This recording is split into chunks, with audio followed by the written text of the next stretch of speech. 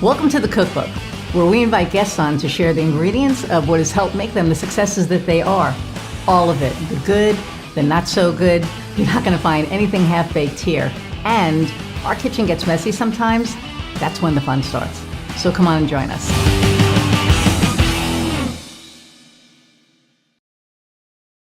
Okay, so hey, there are times when we all could use a little extra help and support in our lives. Whether there's something you're struggling with or just seeking connection with other people who understand what it's like to be in your situation, Inovia Behavioral Health can help. Inovia is a subscription-based organization that provides unlimited access to a wide variety of educational, experiential, and therapeutic support groups that are led by live expert facilitators. Now, you can get 20% off your membership with the discount code Cookbook20 when you subscribe. Check it out today at inoviabh.com. Inovia, feel better. Hey everybody, and welcome to another episode of the Cookbook. I'm your host, Iris Goldfeder, and I'm super excited about our guest today, Juliet Clark. We just had a real interesting conversation prior to this, which I'm not going to discuss, but I'm going to read her bio and bring her on, and hopefully I can say her business name. It's like a tongue twister for whatever reason today. So we're going to try this again. Okay, so Juliet Clark is a 7-time best-selling author, speaker, and podcaster who has spent the last 20 years helping authors, coaches, speakers, and small business owners all over the world build expert audiences. Her company, Super Brand Publishing, is a hybrid publishing company that works with expert authors to build multi-platform release strategies and bestseller marketing campaigns that connect the book to the author's business. And it's really cool. So can't wait for you to hear about it. She started out as a best-selling mystery novelist. Okay, how did I not know that? Okay, we'll talk about that too. And is best known for her books Gypsy, Granny Heist. Okay, that we definitely have to talk about. And Dead by Dawn. Her 2019 book, Pitch Slapped, is a roadmap to building personal relationships over impersonal digital clicks to build revenue. At age 46, she received a black belt in Taekwondo and is an avid hiker and golfer. All right. So without further ado, let's meet Juliet. Hi. Hi. Thanks for having me on. Thanks for being here. I couldn't get Super Brand. It's not hard to say, but for whatever reason, it tripped me up the first time. Okay. So Granny Heist, and I had no idea. I mean, I know we've spoken a bunch, but it's mainly been around you building the quiz for my challenge because, full disclosure, I'm a client of Juliet. So, and she put this kick-ass quiz together for a challenge that we're having next month. So we haven't really talked about you. So I had no idea. So I can't wait to dive into some of this stuff. Yeah. So I started out a mystery novelist, made quite a bit of revenue from some relatively crappy novels. But here's the thing. The first novel I wrote when I was going through my divorce, and it was really, really ugly. And I just felt you killed the husband, or what? I killed him in the book. And that was actually the beginning of my career. I was feeling this frustration. I'm blonde. I would not look good in felony orange. Maybe I look good in royal blue. So maybe if felons wore orange blue, I just would have killed, or royal blue, I would have killed him. But instead, I killed him in the book. And that's actually the start of the entrepreneurial journey, because I self-published my first book and I was really unhappy with the business model. So I built my own company from there. That's amazing. And if you've seen Orange is the New Black, blondes look good in orange. I'm just going to throw that out there. But anyway. It's just not my gig. No, I hear you. I'm glad that you did it in the book and not in real life, because we wouldn't be having this conversation. Exactly. Or we'd be having it with bars in the way. Well, there you go. I haven't done that yet. Who the hell knows with this show, because everything is so open now. But we'll see. If there are any entrepreneurs in jail, we'll have to find out. So, I'm sure there are. I'm sure there's tons of them in jail. We already know a bunch. But anyway, so okay, so tell us about, you and Superbrand Publishing and all the things. Superbrand Publishing, I just told you sort of how it started. Yes. I published with a well-known self-publishing company, and it was a really awful experience. It was just a hand me your manuscript. When they designed the cover, I had to choose like 3 images, and they put them on there, and they just literally slapped them on. And I thought, this is really awful. Like, there's no customer service. And I had a publishing background. I worked at Price Stern & Sloan many years before. So I had been a part of traditional publishing. And so with my second book, I learned how to publish from scratch. My first book didn't sell many copies, but I was also learning to build my platform along the way. And so my second book sold more than my first. And then my third book really took off. I sold over 25,000 copies of Granny Heist. So that was sort of the genesis of it. It was all fueled by anger. Wow. Okay. So what's Granny Heist about? The name is just like, it's killer. So I have a really odd family on my mother's side. I mean, everybody has those dysfunctional families, but I literally had a grandmother who got in an accident when she was 12 years old. She lost part of her ear. She was in a coma for 12 days. And I know this because something happened in her brain, and she didn't have really like short-term memory. I don't know if it's short-term or long-term, but we would hear about it constantly. So she'd tell us, like, I'm lucky to be here. Everybody thought I'd wake up from the coma. They didn't think I'd wake up. And then I woke up, and they were surprised I wasn't crazy. And as you heard the story, you would literally look at her and go, "You're crazy. You are crazy." Right. So my mother had a really interesting childhood because of this. And so it's a little bit autobiography of my mother, but there's a lot of fiction in there too. So and that's the way most fiction is when you're a fiction author. You go out and you look at the mannerisms people have, so you can write about it in the book. And so it's sort of a semi-real story about a grandma who stole a child and robbed banks, and then turned into a nice grandma. But when she passed away, her heirs were cleaning out her house, and they found some of the old money from bank robberies. They found some of the jewelry that she had kept. So it kind of weaves the story backwards with our detective going back, because it's her grandmother, and figuring out, why is all this here? What happened to grandma? And so it's just an interesting story. It did very well. That's I may actually have to read that. I can't believe I'm saying that. But anyway, so, but, and it's funny because I remember back in the day, there'd be all these books, right? Like all these romance novels and all this other stuff. And, people bought it.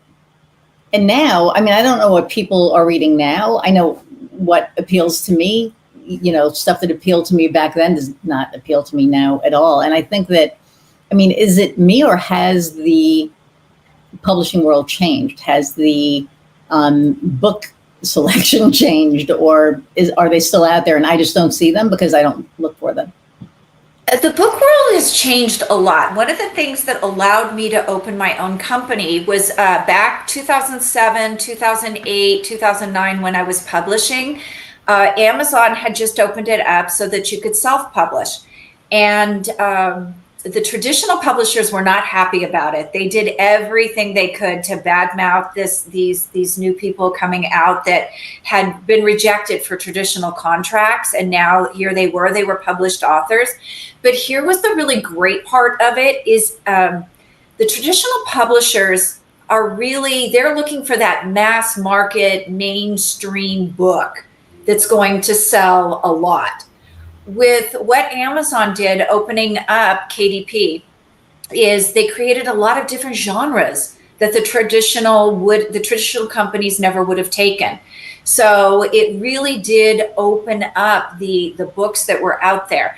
And then as it started picking up, you know, a lot of people went to audiobooks then too. So, and that for me, that's where I listen to most of my books now, because I, you know, obviously I read all day. I don't want to read for relaxation, but yeah, it has changed a lot.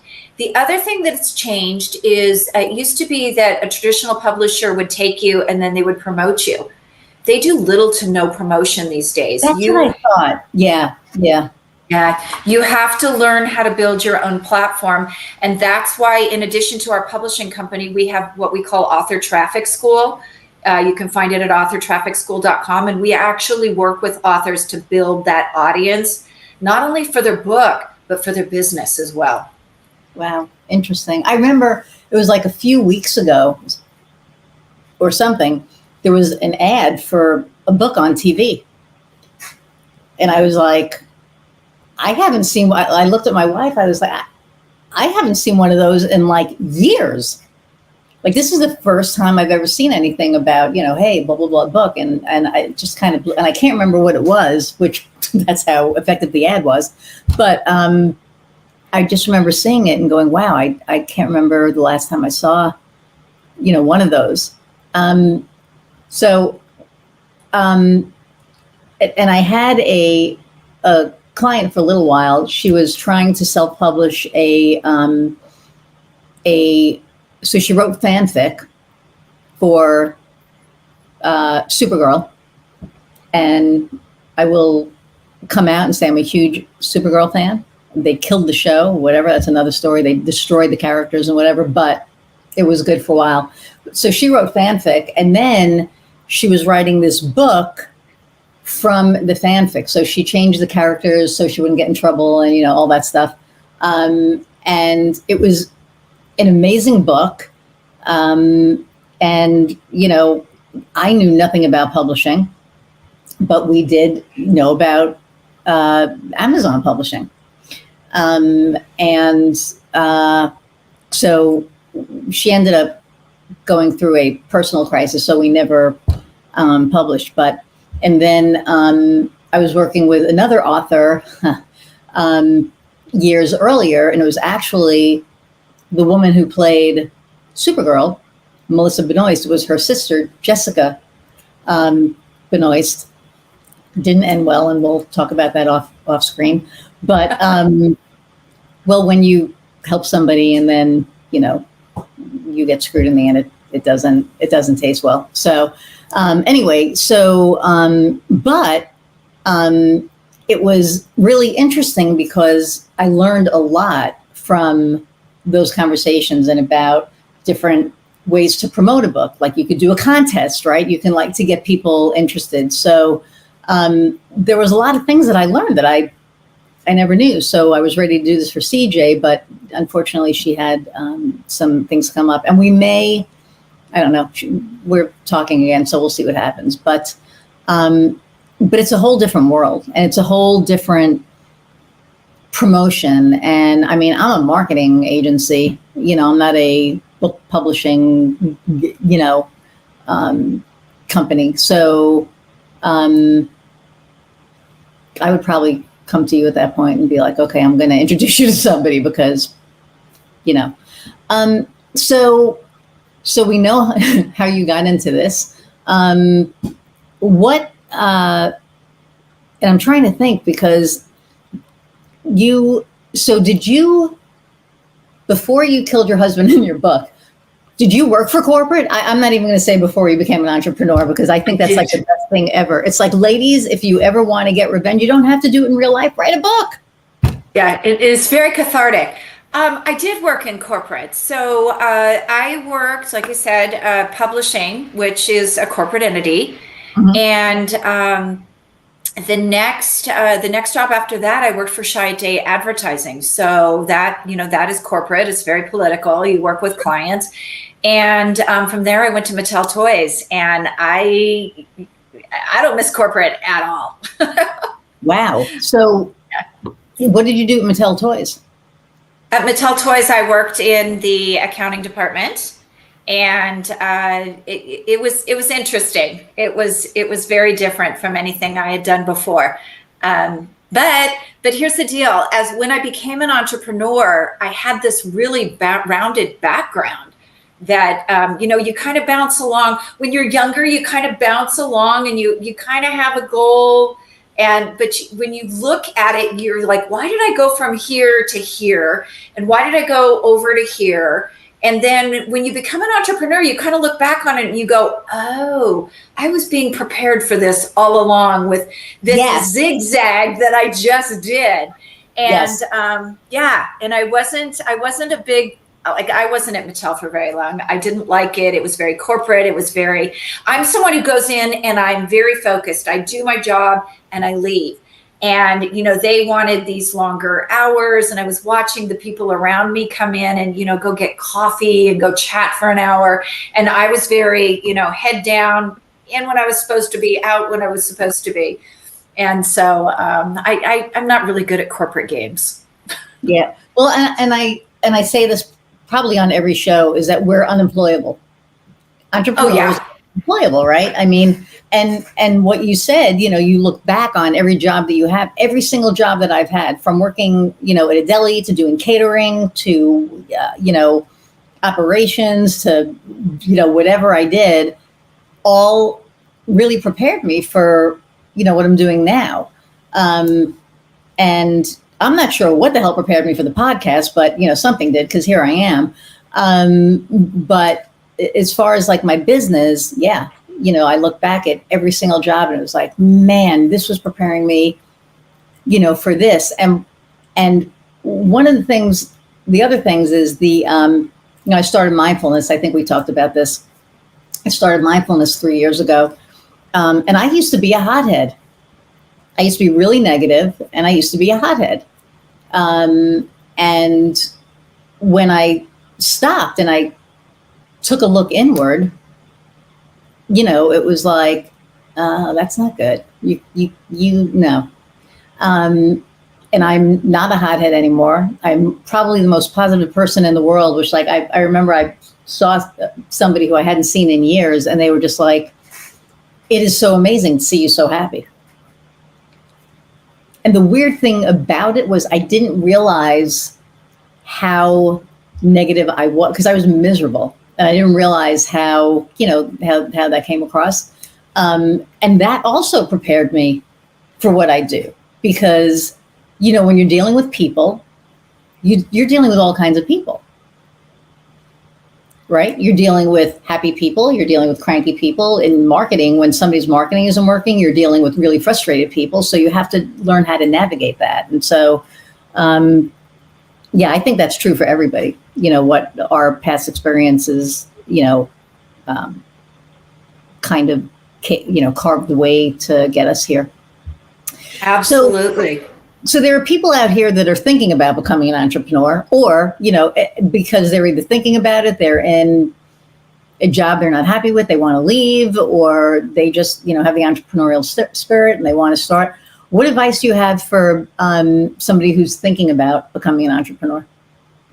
I think if you're at a corporate job, start the learning curve for marketing and getting everything set up way before you leave your job. Because when you get into the marketing aspect of it, there's a lot of messaging. It can get expensive. You're learning how to build an online presence. So I would say, start while you have your day job, building all of this up so that you can replace that income.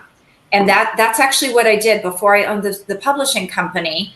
I sold real estate. I had a broker's license. And so I would literally go into my job at 2 a.m., get off by 10, go home, take a nap, and go out and sell real estate. And I did that until I had a family. I wanted to replace that income. So don't quit your day job and just think you're going to make six figures in 6 years. It's a build. It's slow. And, depending, if you look right now, the economy is not great for starting a new business. So, go tiptoe into it. Interesting. Okay. See, and I think that, first off, save money so that you can hire a marketing agency like Gasstovecreative.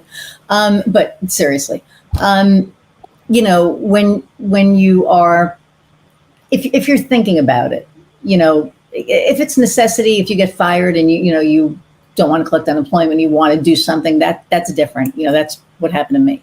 But if you are in a job and you can stand it, you know, save your money, get a plan, you know, look and make sure that what you want to do is viable, that there's going to be a viable market for it, right? Somebody to buy your, whatever it is that you're doing.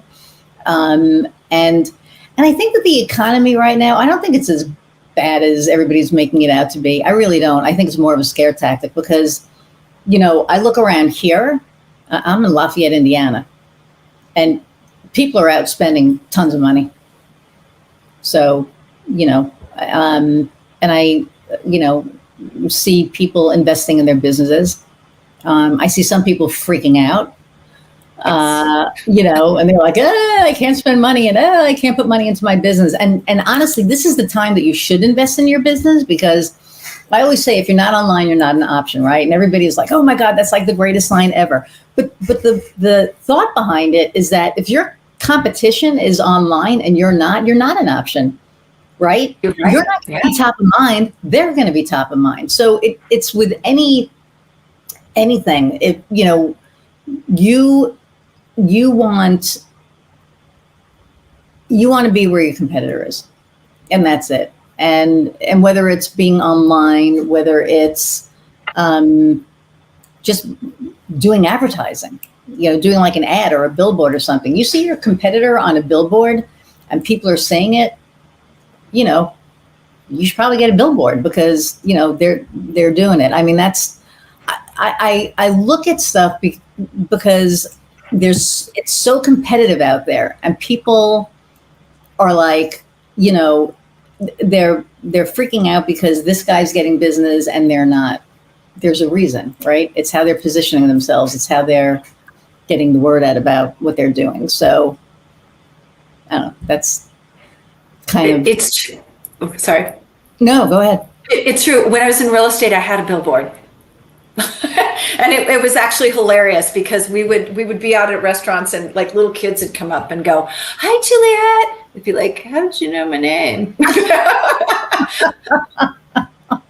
And then the parents would come along, "Oh, we see you every day over on New Hall Ranch Road." And you're like, "Cool, buy a house for me." Yes. Yeah, exactly. Buy a house. Here's my business card. I mean, at least you knew it's working. They saw it, you know, they know who you are. So it's working. I've had clients place, you know, buy billboards. This is like so funny. This is like a few years ago. I had a client who bought a billboard, and there was, you know, there's only so much real estate there, you know, available.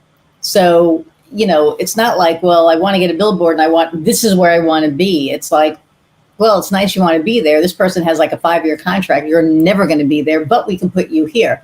So my client was like, well, I want a billboard, so let's do it. And I said, you're not going to get any return from that. Nobody's going to see you. I want a billboard. Yeah. Okay. It always cracks me up when I see real estate agents who buy a park bench, and it's like that there are people sitting on, they're putting their butts on your message. Right. Like they're blocking you. They can't see you. You know what I think is great? Shopping carts. Everybody like laughs at me, but it's like right there. It's like right in the front, you know. So I think those are kind of cool. My clients are probably listening to me now going, you never said anything about shopping carts, but you know. Exactly. But, okay, yeah. But you have to really be, you know, cognizant of where you're doing your promotion and all that stuff. So speaking of promotion, so you help promote. Now, do you help promote clients' books, or do you help them promote it themselves? Like, what do you do? Like, how do you do what you do? So what we recommend is that you have at least a year of platform building. So we have something called Author Traffic School. And in Author Traffic School, we build the tools you need to build an email list, which you're going to use for your book launch. a social media presence, but also how can we connect that content that you're putting out? And most of my people, when they come to me, they're not putting out content. So how can we produce that content that keeps people interested and moving towards the book? So that's really where we start. Now, we do get a lot of people who haven't built a platform. We can run a bestseller campaign, but we really stress that you need to be on podcasts. You need to be out on media. We have a media booker. She's a little pricey, but she works with a major network. So if she gets you on, you're going to be, very widely received. And so we do have tools for launching the book. But what typically happens if you don't build a platform is that you'll have a really terrific launch because there's a big push with partners, and then you barely sell any books. It's really that place where you have to keep it going after the fact, and that means you have to keep getting yourself out there. But also getting yourself out there with hopefully the tools that we built before the launch that keep you going. So a quiz like you did. So that when you're out speaking, you have something to give people and say, here, go here, get on my list, get into my, whatever it is you're getting into. So we do develop a lot of ebooks, a lot of video series, quizzes. We have ways that we teach people how to build that audience along the way. Interesting. Yeah, because I didn't know if it worked like, because I'll do like 3 to 5 LinkedIn posts a week for my business, right? Because you want to build credibility. You want people to get to know, like, and trust you. Video is amazing. People see my video. It was so funny because when I first started doing video, I would get these LinkedIn messages. Hey, I want to work with you. And I'd be like, oh, okay, cool. And then I would talk to them and I was like, oh shit, I don't want to work with these people. But, you can't say that. So I started, well, because in the beginning, I didn't know. I just thought they were really liked what I did and they wanted to work with me. And, I was, it was COVID and I was like, yes, let's, work together. And some of the conversations were great and I got really good clients. Some of them were really creepy and I had to stop and block. And it was, a little interesting. But video to me is one of the best ways for somebody to really get a feel for who you are, because, you're being you. Okay, if you're authentic. I mean, I'm sure there are people out there that maybe aren't authentic, but I think I can tell if they are or not. And that's me. I make my living on reading people and reading, body language and all that stuff. But, for me, this is it. I mean, the way we're talking, these are my videos. This is just very, me. So are those the kind of videos that they put out, or do they read excerpts of the book to, garner interest in the book, or how does that work? So yeah, we don't really make it a lot about the book. You can take excerpts from the book, but that's not what the videos are all about. And by the way, this is new media right here, what we're doing. Mm-hmm. Nobody really buys into the very scripted. Remember when I don't know if you remember back when people would go and they would hire a videographer and makeup artists and they do these very scripted videos. People don't want those anymore. There are too many people just opening it up and being really authentic and showing up this way. And that was hard for me to get used to. I really do have to say, I had to force myself. I used to come in from running and I would go do a Facebook Live, sweaty and my hair messed up and just dropping cuss bombs, whatever. That's me. And it was amazing to watch that transition of people actually following me more, because now I was a real human being. Yes. Yeah. So I think that's, yeah. Go ahead. No, go ahead. So I think that's where we go with this. So depending on who my clients are, we might do a mindfulness series. We had one author who did a 7-video mindfulness theory series, and each of the videos were 2 minutes apiece. So, you could consume them at a pace that was, whatever you were doing. We have others who will do a book trailer. So it just depends.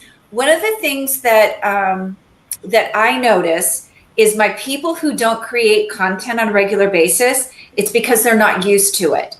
And you have to get through that cringe factor.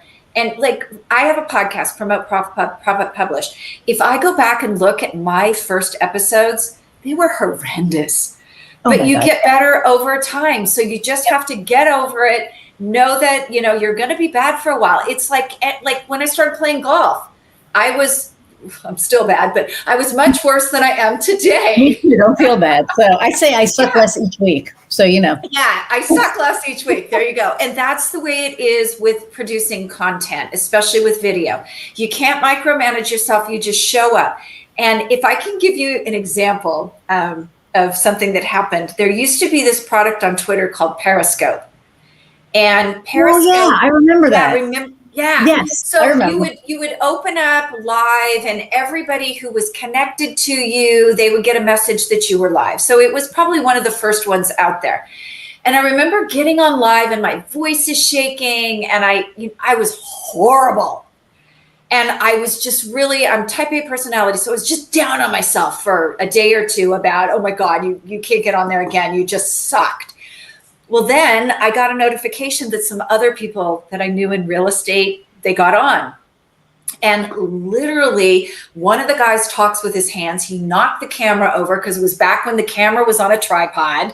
Remember, on your iPhone, on a tripod. He knocks it off, and you can hear the other two people. They're looking for the phone. They're dropping F-bombs. Nobody can find the phone. It went under a cabinet. And I sat there and I was like, damn, girl, you're a rock star. Get back on there this afternoon. That is awesome. When we first started doing it, Nina Faree was doing these like challenges, and she still is, but she's doing it's more advanced now. Excuse me, but I was a beginner, and I remember Kofi told me like that January, it was like so weird. That January, he's like, you need to be doing video. And I was like, I never need, because I always thought video was, and, my audience has heard this like 5,000 times, but I always thought, video was for the pretty people, for the, the really pleasingly aesthetic, I don't know, like the little model looking people. So I never thought that it was anything for me. And honestly, I didn't know what I had to say. So he said, you know your shit. You should be out here. You should be, on video talking about it. And I was like, I don't know. So then the pandemic hits, and I meet Nina, and we start talking. And she's like, well, we're doing this May video challenge. It was like 4 years ago now. And I said, okay, what the heck? And I remember the first video I did, Kofi actually convinced me to do, I think like 3 or 4 videos. And we were in this place called Matchbox. It's a co-working studio, and I had like a 60-inch screen here. So I looked up like I was, thinking, and meanwhile I'm reading, so that I can get the ideas of what I was talking about. And then I would look in, the camera and talk. And I had Nina look at those, and she said, they're not bad, but you could do better. So she taught me, look at the dot on the phone. If you're going to do it, you want to be talking to the person, and, the whole thing. So long story short, my first couple of videos, not great. They're like, but you're amazing on video. I'm like, I suck on video. Well, by the end of the first challenge, it was June, because it was from May to June. Now the pandemic, we're in like 4 months deep, and nobody got their hair done. Nobody got anything done. Everybody looked like crap. So I didn't feel good. And then I learned that it wasn't about how you look. It was about the message. And it changed everything. It changed everything. I wasn't worried about, I would wash my hair and showed up, but I had my Bonnie Raitt streak over here, and I had, my grays were not covered. You couldn't go to the salon, and I wasn't going to do that crap myself because I'd have it all over my face. I'm just not handy like that. So it was really interesting. But when I started doing it, it changed my business, because people started, seeing me, and I wasn't worried. I had a coach tell me not to be myself, and I listened, and then I didn't, and then I fired him. But when I was being myself, it's like long story. We'll talk about it. But when I was being me, that's when people wanted to work with me. Oh my God, you're so funny. Oh my God, you know your shit. Oh my God, you're so real. You are so real. And I was like, how else can you show up? You know, especially now. There's no keyboard warrior anymore. There's no hiding behind the keyboard, you know, because, you know, now you can be seen. So Yes. I think that way. Okay. One of the things back in the early days that I think really intimidated people, and Nina's wonderful, by the way. Nina helped me with background. I had my production boards back here. But one of the things that I think really, I know it wasn't attractive, that really looks good, sort of hurt our industry was, I don't know how many of you guys remember the Jeff Walker launches where they had these big scripted, beautiful. So you would do a video and then you'd encourage people to go sign up for your webinar. And then there'd be a second video and you'd talk about the problem some more and there'd be another sign up. Yeah. And then there was that third one. And I actually worked for, I want to say 2015, 2016, I worked for one of our big entrepreneurs who did a book with us. He had me come in to work on funnels and they spent $100,000 on those 3 videos. And I think, but they were, you know, they had their makeup done. They were, I mean, it was unbelievable. So now when we switch to being ourselves, people find it a little bit intimidating because they think they're competing with these people who are doing that Jeff Walker style launch. Nobody does that anymore. Nobody does it. It's just you being you. And I actually remember the first landing page I did with a video trying to mimic that. I spent all morning and I couldn't get it right. I took a break. I went down to the pool, had a smoothie, went back up. I nailed it. And then on the replay, I noticed I had a big piece of spinach in my tooth. Oh my God. And that was really the point for me. I was like, I got to quit micromanaging that. And I just did it. And it was what it was. And it was imperfect. And I brought more people to that webinar than I ever had before. And I think it was because I was just perfectly imperfect. Thank you. Perfectly imperfect. That's exactly it. Because, you know, I mean, this is who we are. You know, like I said, you know, I feel like my hair is a mess today and you're like, oh, it looks awesome. But, you know, to me, you know, I know it could look better. Now, people are listening to this. They can't even see it. People who are watching it are probably like, you're insane. But whatever. Like I was told, you know, Grogu back there is a distraction. I had one guy that I was talking to, my little baby Yoda back there. Oh. He was like stuck on him. He's like, I'm very distracted. And I said, by what? He goes, you have baby Yoda back there. And I went, yeah. He goes, I can't focus. So I said, okay. So I grabbed baby Yoda. It was like hilarious. So I grabbed him and I put him over here. And he goes, so now baby Yoda's over there. I said, yeah. I said, you want to see him? It was just like really odd. I mean, it's like so many like odd things. But what I love is now we can just go right in the backyard. A thought hits us for whatever. It's like, oh man, I'm going to share this like right now, and we can share it, and it doesn't matter. I could show up. I could take my Din Djarin, you know, Mandalorian helmet and Grogu, and I could sit here and I could do like a fucking post right now, and people would be like, oh my God, you know. Some people would think it was insane, but the people who like Star Wars would be like, oh my God, like why, you know, didn't I do it? Do you know Annie Ruggles? I don't, but remind me later when we talk. I have a great Star Wars story. Okay. So my wife goes and gets Bo-Katan, who's one of the Mandalorians from Rebels. Anyway, she was on the Mandalorian also, but she is a Mandalorian. So my wife, you know, and I are giant, you know, geeks. So she got the Bo-Katan helmet. And I was like, oh my God, it looks like the real thing. I have to get Din's helmet. So I ordered Din's helmet and I get the helmet and I'm freaking out because it is like an amazing replica. It's got lights inside. It's like this cool thing. So I FaceTime Annie and, you know, she's like, I'm in a live stream. And she knows if I FaceTime her, it's like something that it's really, you know, this is like urgent. Because the second thing that I did. Like I showed it to my wife. We took a picture and I was like, Annie's going to die.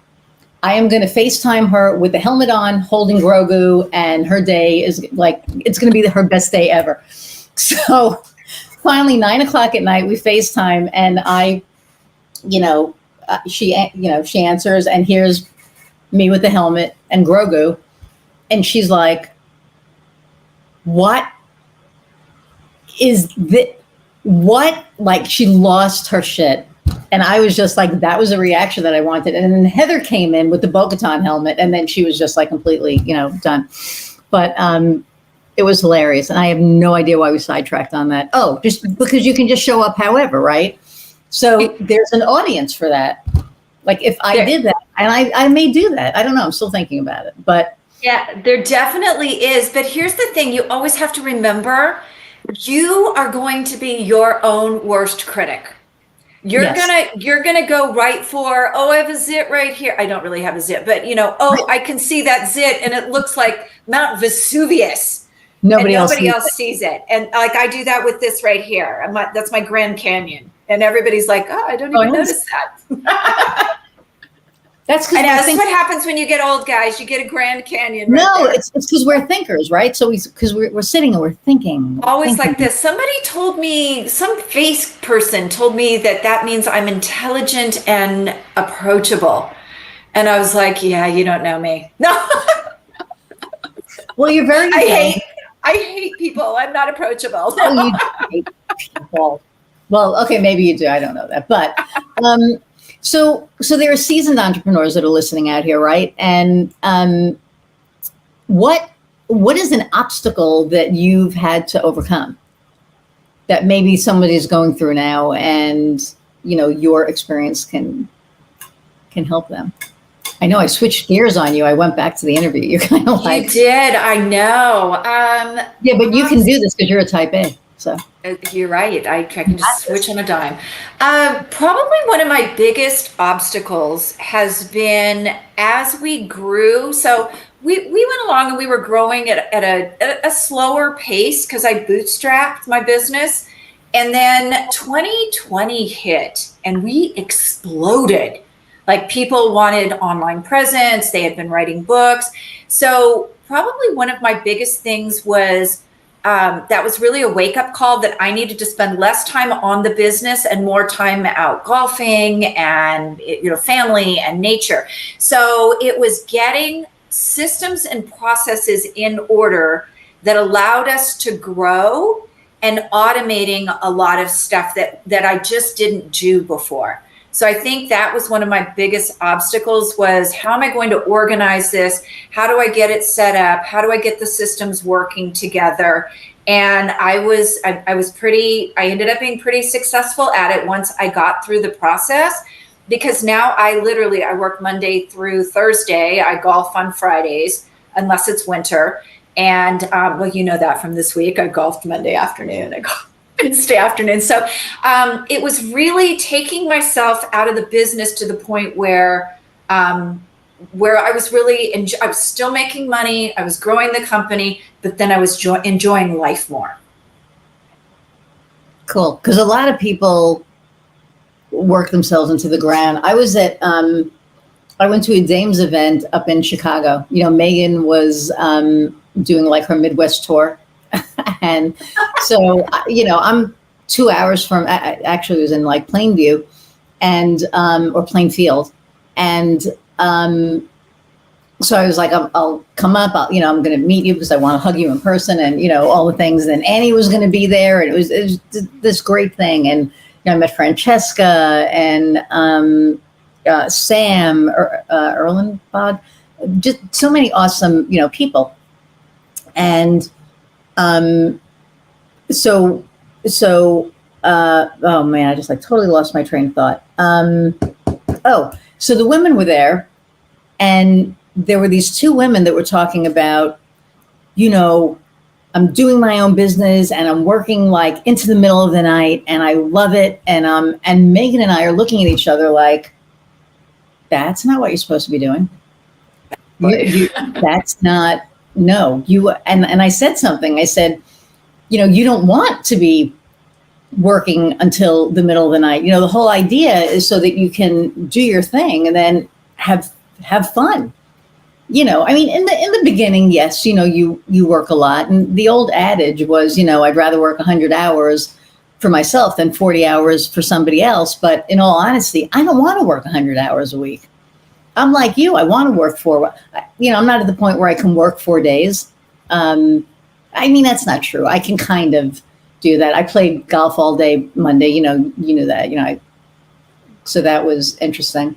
But you don't become an entrepreneur so that you can work yourself into the ground. You become an entrepreneur so that, you can build a business and enjoy life. I mean, if it's a lifestyle business, if it's a legacy business, I still think, you should allow yourself some grace and some time. So, so I agree with that. I do too. And when I started this business, so I had a real estate business before, and you really can't do that from anywhere. So when I built Superbrand, my goal from day one was to be able to work from anywhere in the world. And, I've achieved that. I can go visit my daughter, just take my computer with me and work here and there along the way. And I think that really is, or should be, the goal for most entrepreneurs, is to be able to build a sort of a lifestyle brand where, you're able to work from anywhere. Yeah. And I think COVID made that possible, because I don't think we really thought about that, right? Prior, like if you would have told me in 2019 that I would have national clients, I'd be like, you're out of your mind. But I have like national clients now, it's like I have clients in Denver, I have clients in New Jersey, I have clients, like in like 5 different states. And it's so weird to me that when I try to do local business, it's like, oh shit, that's right, I live here. I can do business here now because, we're not under this like giant, pandemic thing anymore. So, and I have local clients too, it's so funny, because like we'll have a meeting. And I met with one of my clients, he's a lawyer, and we were doing a video shoot for him last week. And he doesn't want to be that stuffy guy, that, this like executive lawyer. He just wants to be a lawyer to, he hangs out in bars. He wants you to know that, that's who he is. He can, meet you anywhere. And it was just so funny because, I was talking to him, and it was like, it's just so weird because I had 3 years, almost 3.5, because I have a condition and I was still afraid to go out for a while. I said, but, to be able to meet and have a drink and talk and to be able to do this photo shoot or a video shoot or whatever we do locally, it's so cool. So I have local business and I have national business. And it's like, I never would have dreamed in a million years. Never would have dreamed. That was actually the beginning of my business. I was part of a networking group in Valencia, California. And it was really interesting. I became president of this group, and I wanted to have different activities than we'd had before. So I did a mastermind with it. And I was actually sitting in the mastermind, and I said, I want a global business. What do you guys know? And they all looked at me like I had 3 heads. Was it BNI? No, it wasn't BNI. It was a local one that was there. And I think it was at that moment I realized this group is not going to grow with me. And I quit the group. I not only quit as president, I quit the group. And I went home that day and I called my friend who was a real estate coach. I'd known him from my real estate days, and now he was an entrepreneur. He had built a lifestyle business. And I said, coach me. And within 6 weeks, I had clients in New Zealand and Great Britain. So, if you think it and you want it, put it out there and figure out how you're going to get it. And it will happen. I was amazed it happened that quickly. So wow. That's awesome. And it's what we manifest, right? I think it's like what we put out to the universe. So I'm a great little manifester. Oh my God. I didn't realize how good I was. So a couple of weird things happened. So do you know Jennifer Fry? I think I've met her, yeah. Okay. So she had a picture of, this was like so weird. She had a picture of this cake in like November, and she was in Charleston, and it was from a place called the Honey Hive, and I forgot what the cake was called. But anyway, she had this cake, and I was like, oh, I have to eat that. It was just like chocolate, just like chocolate happiness. And I was like, I have to eat that. Like, I will be eating that one day. Fast forward to March or the end of February, and I'm going down to Charleston to meet with Kim because, you know, Kim does a lot of my design. Actually, she does all my design now. And I was doing a photo shoot for my website. And it's like the last night that we're there, and we go to the Chop House for dinner, and then Kim's like, hey, let's go to Honey Hive, you know, for dessert. And I'm like, oh my God, this is, I ordered the cake. So I'm eating the cake, you know, Heather gets the cake and whatever. And we're on the plane the next day, and I looked at her and I went, holy shitballs, like it just hit me. And she goes, what? I'm like, I manifested the cake. And she said, what? I said, remember in November, I said, I will be eating this cake. And you were like, yeah, right. I said, what did we eat last night? And she was like, oh my God, you're right. And then I started looking. It was weird because it was like the beginning of this like crazy trajectory of things that I've been manifesting that have been happening.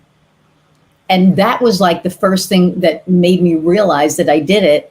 And now when I manifest something, it happens. It's weird, but it happens. And I realize that it's a gift, and it's, you know, all universe and everything's connected, but holy crap. But the cake was the first thing. Yeah, I have a practice that I've had for years, and I've been talking to my editor about putting a book out to help people do it. I have this thing called the 10-10. And I truly feel that when you realize that you're a manifester, it's because you have created a grateful attitude. And so what the 10-10 is every morning you get up and you write 10 things that you're grateful for, and then 10 things that you want to manifest. And when I started doing that, I had little things on my list, and they started happening almost immediately. Like I was manifesting those, and then it kind of rolled into the bigger things.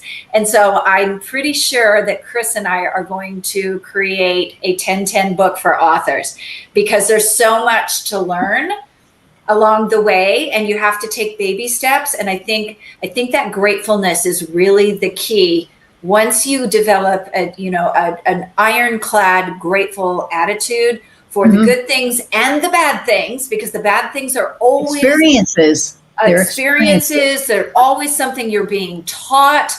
They're always so I think once you get that really grateful attitude, that manifestation just rolls in. And what is unique about that is that it took me so long to learn that now I teach it to my children. And my children are grown. They're, early 20s, one's early 20s, one's later 20s. But when something bad happens, I'll stop and go, what was the lesson in that? Yep. And so now my daughter, I complained about something the other day, and my daughter stopped me and she's like, Mom, what was the lesson in that? And she was being a smart ass, but right. But she was right.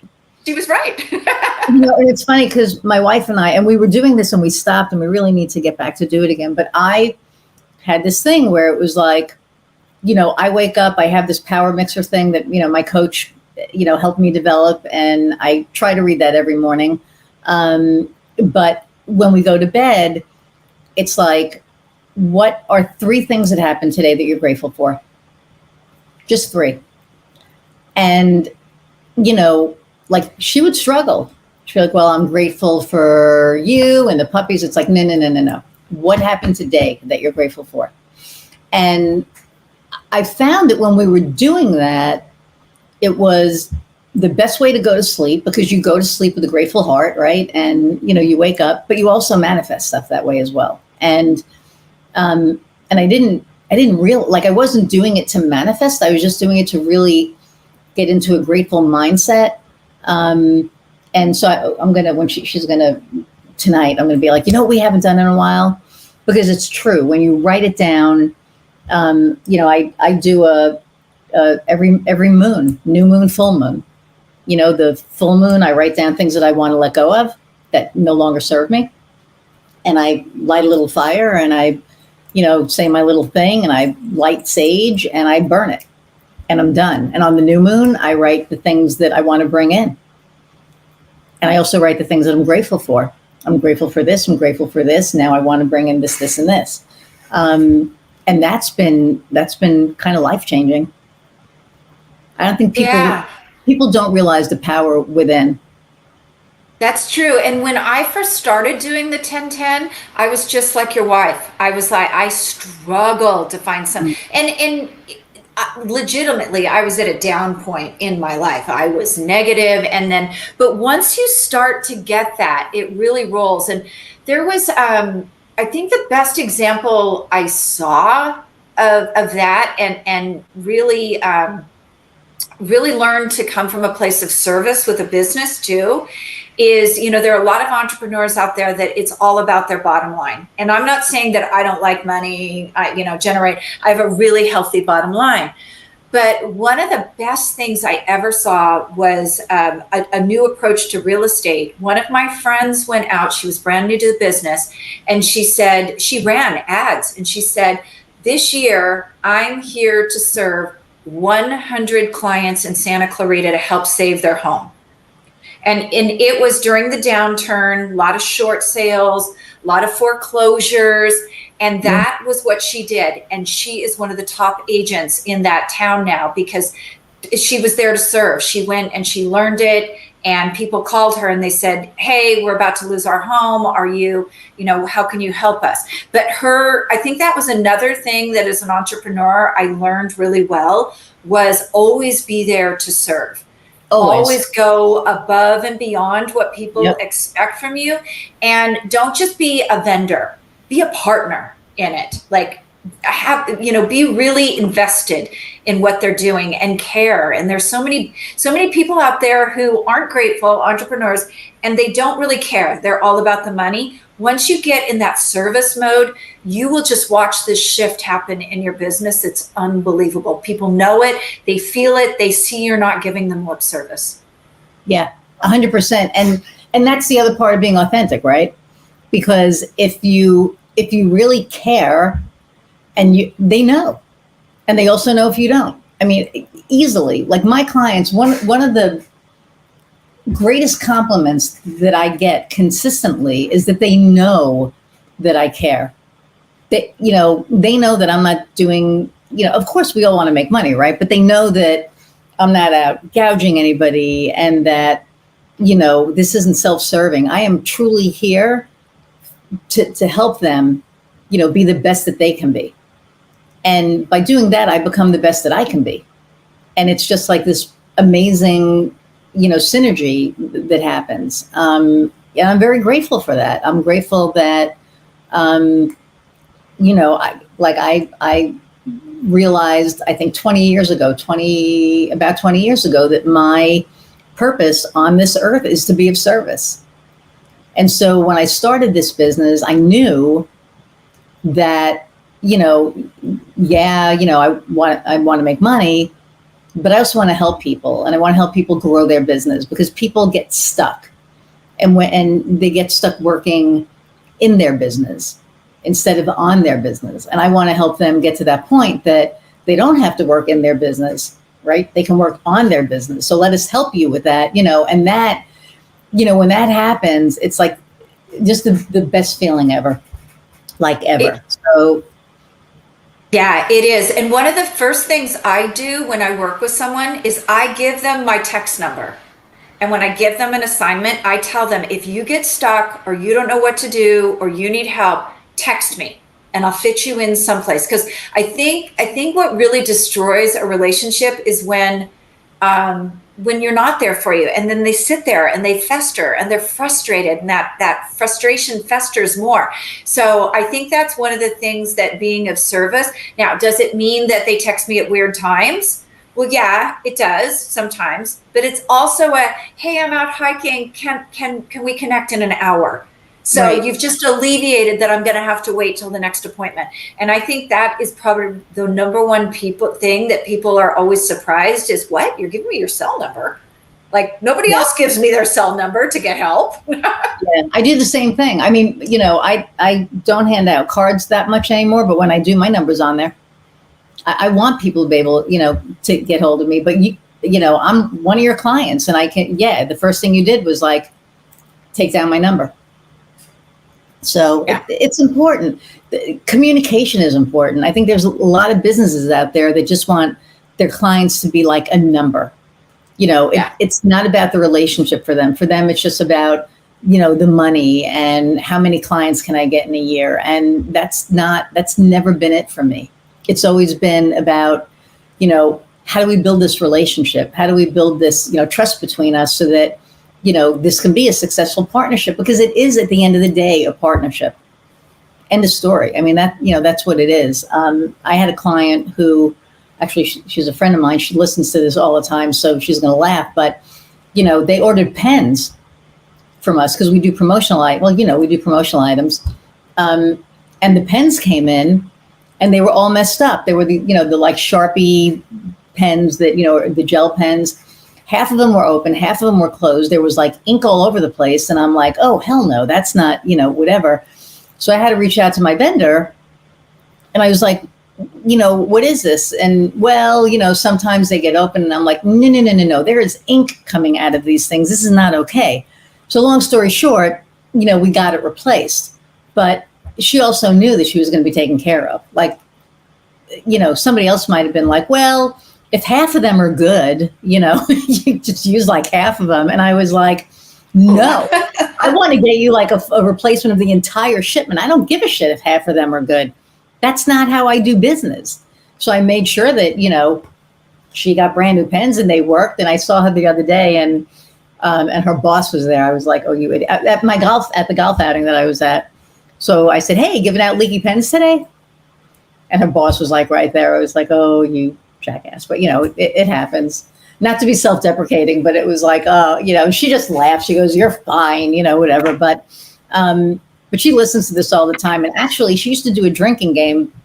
Every time I would say, fuck, I had to get one in so you could have one drink. But every time I would say it, she would like, take a drink. And I don't like censor. Honestly, if somebody, I know when Annie and I do our podcast, which is going to be, we're going to be interviewing soon. It's just going to be F-bombs left and right. And I know that. So I'm going to tell her, I'll be like, Michelle, do not listen to this at work because, this is an NSFW, episode. And I will put a disclaimer on there.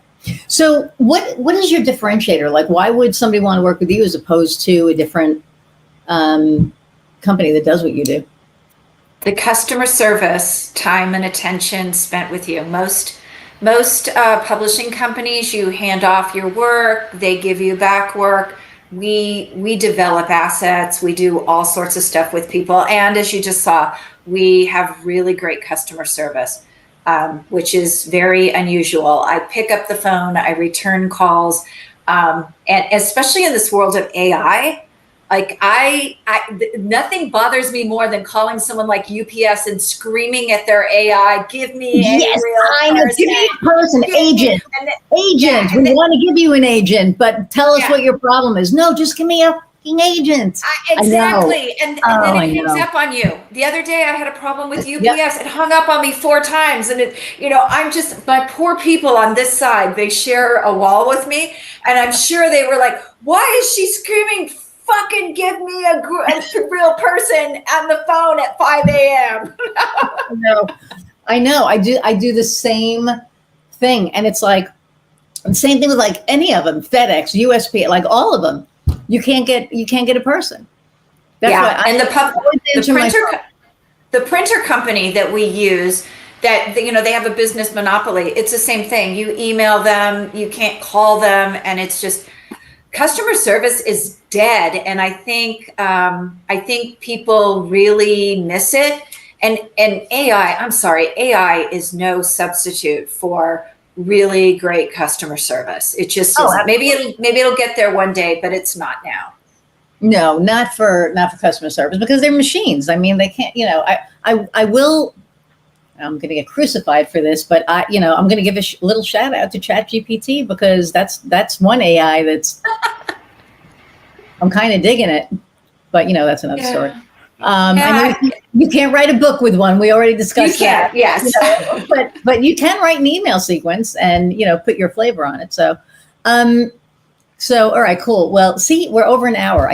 I know it goes so fast. So, the last question that I ask everybody, and first off, before I say that, thank you so much for taking the time today, because it was like so much fun. And I want to talk to you more, because there's so much about you that I don't know that I want to learn. So we're going to have like a wine and Zoom or something. But really, thank you for taking the time and really sharing, all of your stories and all of your experience and your heart with us. I really appreciate it. So thank you for having me. Yeah, absolutely. No, this was great. But the last question that I ask all my guests is, what lights your fire? Oh gosh, so many things. I'm easy. My children, they're grown-ups now, they're adults, but I love watching them grow as people. Golf, we have a love-hate relationship with golf. Depending on the day, I love it or I hate it. People do, right? And just helping people in my business. I can't imagine doing anything else. Someone told me yesterday that she's retired and asked me when I'm retiring, and I'm like, I don't think I ever will. I love what I do. Awesome. And how do people find you? You can find me at superbrandpublishing.com or authortrafficschool.com or over on LinkedIn. And I think I saw it running across the bottom here. So LinkedIn, or you know what? If your clients want more tips and tricks, Iris is actually going to be in our magazine next month. We have Breakthrough Author Magazine, and you can go get your free subscription at breakthroughauthormagazine.com. Yes, absolutely. And thank you for the opportunity to write my first article. That was like crazy. It was so cool. Awesome. Don't go anywhere. I'm going to say goodbye, and then I'll be right back. So everybody out there, thank you so much. Every week, I know I say this, I appreciate you all so much. We've hit over 2,000 downloads, but we don't have a lot of subscribers, which makes no sense to me. So go like, share, subscribe. When you subscribe, you get a notification of a new episode. If you've gleaned any nuggets from this episode, share it. I love all my guests. I get nuggets from everybody that's been on here. So, and I really hope that you've, been enjoying the people, the variety, all of it. And I also want to thank our sponsor, INNOVIA, BH.com, INNOVIA Better Health. They've been amazing. So I really want to thank them. So again, go out, have an amazing week, and find what lights your fire. See you next time.